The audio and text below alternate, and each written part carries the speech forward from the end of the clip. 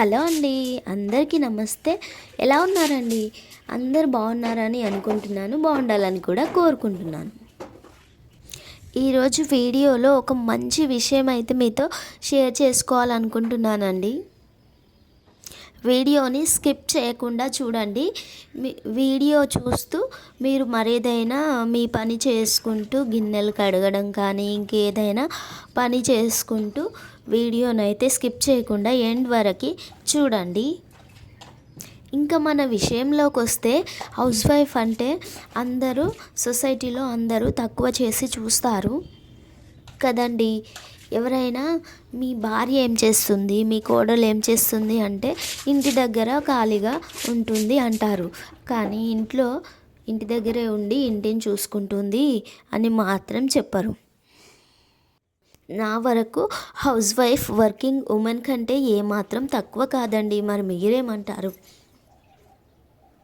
ఎందుకంటే పొద్దున్న లేచినప్పటి నుంచి ఇంట్లో వాళ్ళకి ఏం కావాలో అన్నీ దగ్గరుండి తనే సమకూరుస్తుంది. పిల్లలకి కానీ ఇంకా ఇంట్లో ఉన్న పెద్దవాళ్ళకి కానీ ఎవరికైనా పొద్దున్న లేచినప్పటి నుంచి వాళ్ళకి కావాల్సిన టీ, డికాషన్ ఇంకా చిన్న చిన్న హెల్ప్ ఏవైనా అన్నీ హౌస్ వైఫే చేస్తుంది.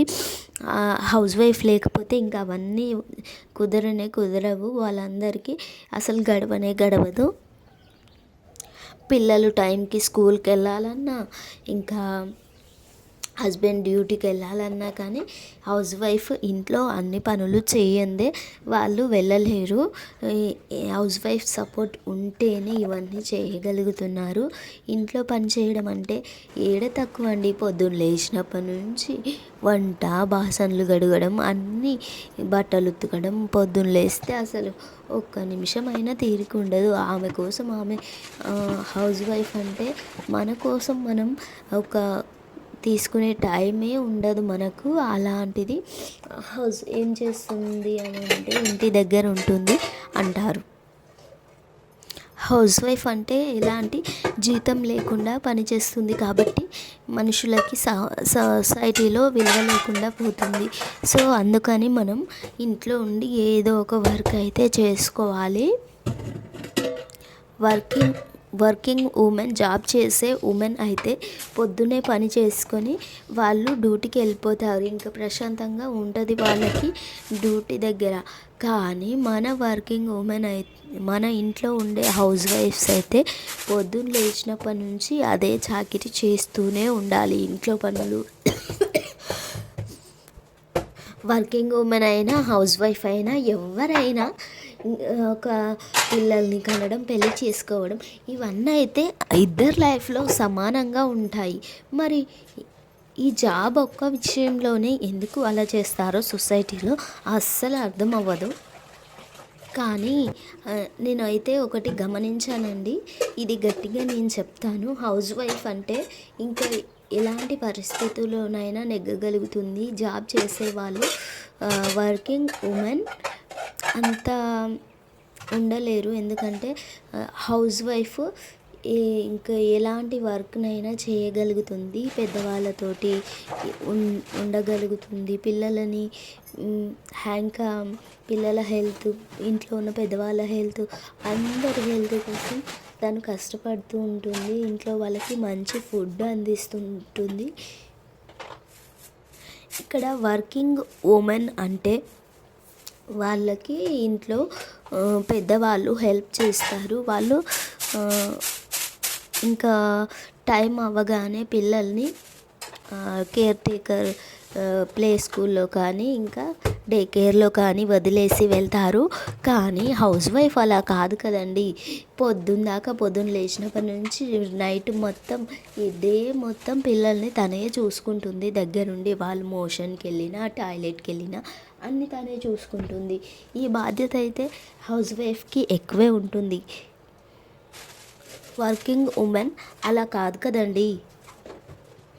వర్కింగ్ ఉమెన్ మరి హౌస్ వైఫ్ ఇద్దరిలో ఎవరు గొప్ప అని అంటే మాత్రం నేనేం చెప్తానంటే, చక్కబెట్టుకునే వాళ్ళు అయితే ఇద్దరు చక్కబెట్టుకుంటారు ఇల్లుని, లేదంటే ఇద్దరు చక్కబెట్టుకోరు.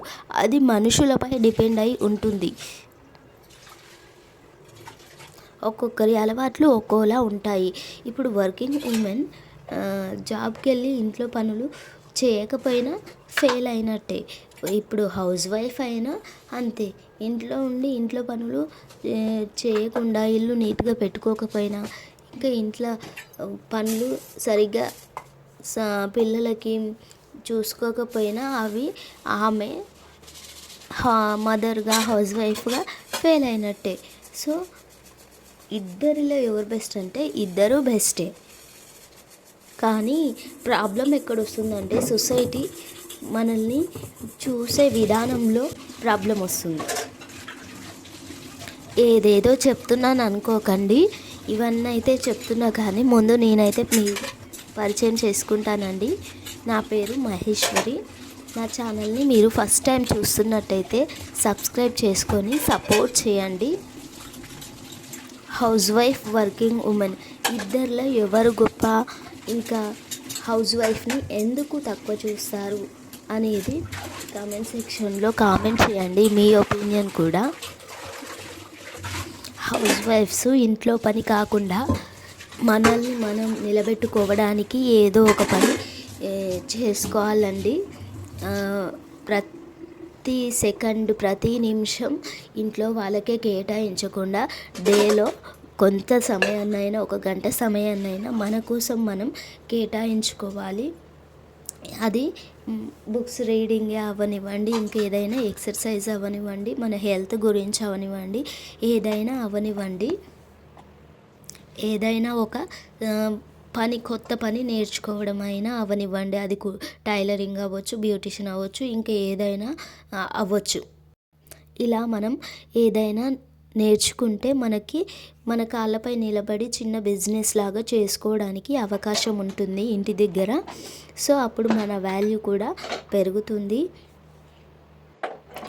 ఈరోజు వీడియో అయితే ఇదండి. నేను మీతో షేర్ చేసుకోవాలనుకున్న విషయం అయితే ఇది.